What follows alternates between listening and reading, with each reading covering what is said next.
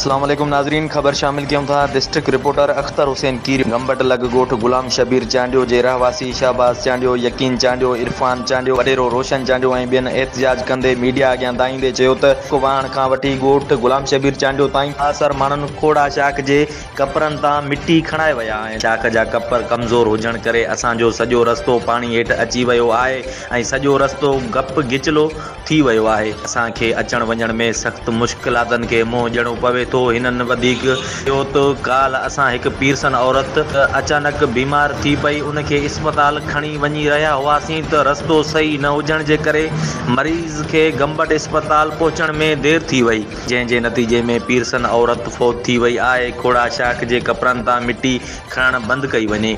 असां chief engineer irrigation रखर SDO Gambat खे अपील था करियूं त नोटिस वठी बासरनि ख़िलाफ़ कानूनी कार्रवाई करे असां सां इंसाफ़ कयो वञे, न त ॿी सूरत में एहतजाज जो दाइरो वधायो वेंदो।